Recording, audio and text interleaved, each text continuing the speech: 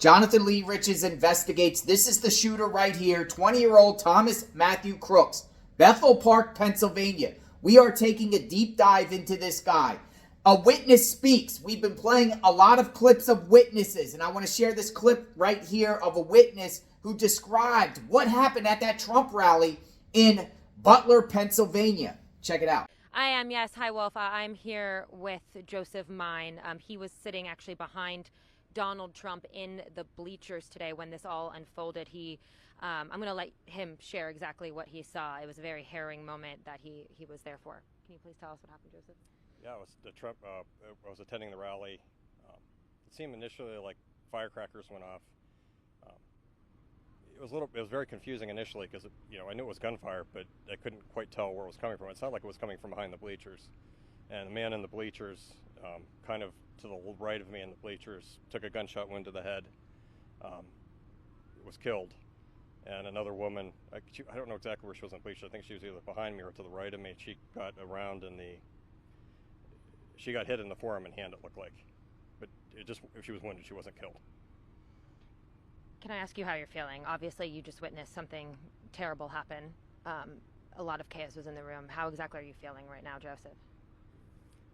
It's something you don't expect. It's a bolt out of the blue, so it's very shocking. It's just, I think a lot of people in the crowd just thought it was fireworks going off. I knew immediately it was gunshots. I knew they were close, and then when I saw someone get hit and go down, that's when I knew it was probably serious.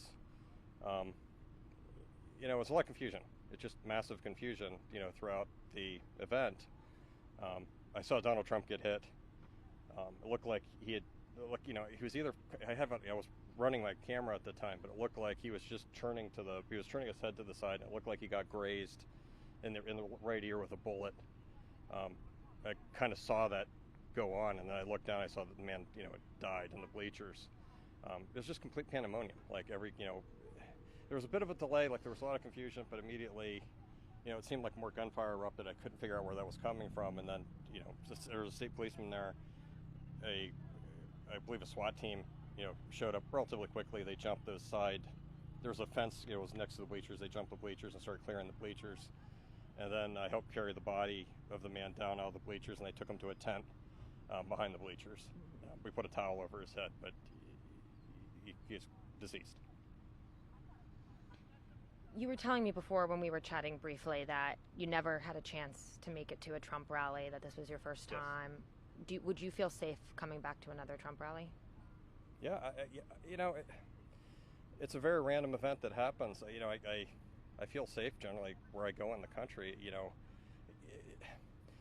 I think the problem is we have everyone seems very angry, and it makes you kind of, I'll go to a Trump rally again, but I'll think twice.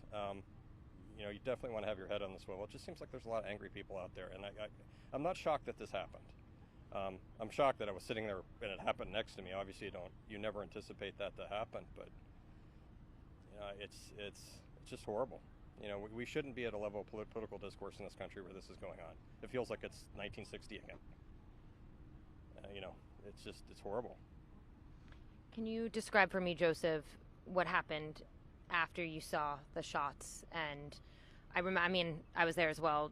Secret Service was screaming for everyone to get down. They quickly tried to clear the area.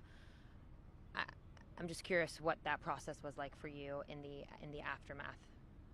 Very confusing. Like I said, I think everyone who was in the bleachers knew. It was initially confusing when the gunshots erupted. I think the crowd thought it was fireworks. I think someone thought they were playing a joke. And the people who were close to the people that got injured and killed, you obviously knew it wasn't a joke. And it seemed like there was a push-pull in the crowd. And that is, one half of the crowd on the far end of the rally thought it was some type of weird joke. The other half of the crowd knew it wasn't and was trying to push or impress upon the rest of the crowd that this is serious. And I think everyone got the idea very quickly that it was a dangerous situation, and everyone just started hitting the deck. And, kudos to the Secret Service. Again, when you're in these situations, a second feels like it's an hour, but it seemed like authorities were there very quickly. It just seemed to me, like I said, I was sitting there, it seemed like the rounds came from behind, and they got this, they hit the gentleman in the head. He got a gunshot wound to the head, and the other lady was injured, and then I saw President Trump, get hit, and it looked like his right ear, but it seemed initially everyone was in, like half the crowd was in shock and the other half thought it was some type of weird joke. And it took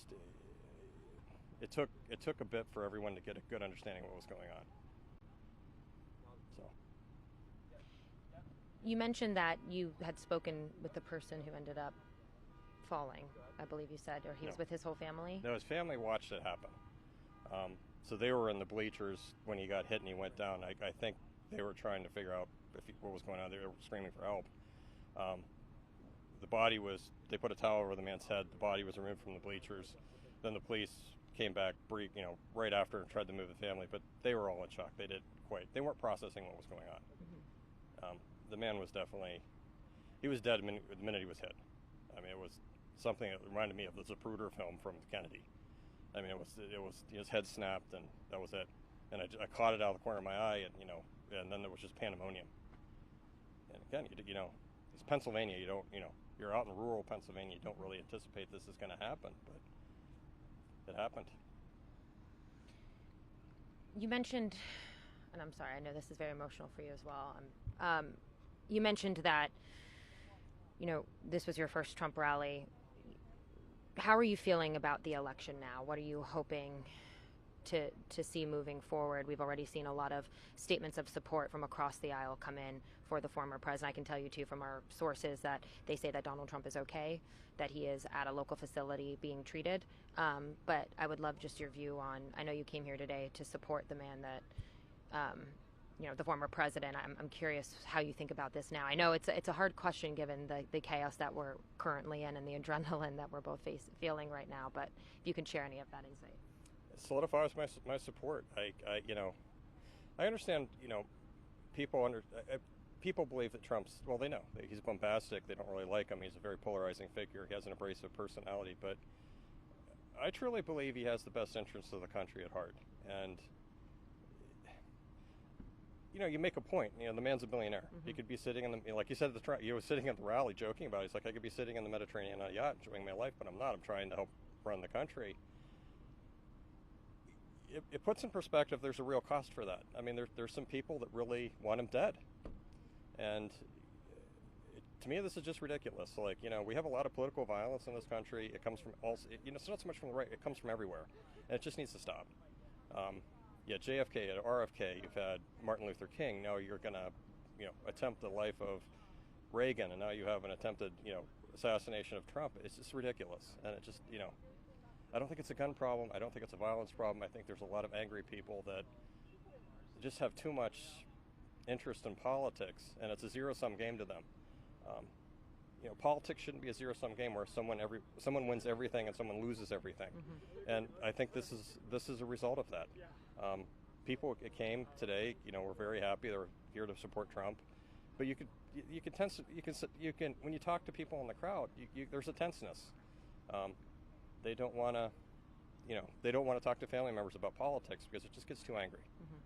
So I don't know what to tell you, but this needs to stop. Terrifying, right? It's interesting to hear from witnesses on what happened. We will continue to analyze, and I will continue to share all the witness interviews with you on JLR Investigates as we look deeper into this guy right here. Why did he do it? How did he do it? Where did he come from? What's his affiliations? Was this a lone wolf attack, terrorist attack? Remains to be seen. He is from Bethel Park. He traveled an hour north from his home to do this, and somehow he knew how to get onto a building that was coincidentally next to where Trump was speaking. I find that very odd and fishy. And was there a violation of protocol here? Is the Secret Service, were they not doing their job properly? Were they told to stand down? Were they not giving Donald Trump enough protection and security to allow this terrible tragedy to occur? That remains to be seen. Is there manifestos about this guy? Will his family come out and speak? Friends, anyone that knows this guy come out to speak? Remains to be seen, but we are on it on JLR Investigates. Let me know what you think. Subscribe to the channel, hit the notification button. What happened this tragic day in Butler, Pennsylvania? Stay tuned. I'll be posting more information about this horrible, horrible case.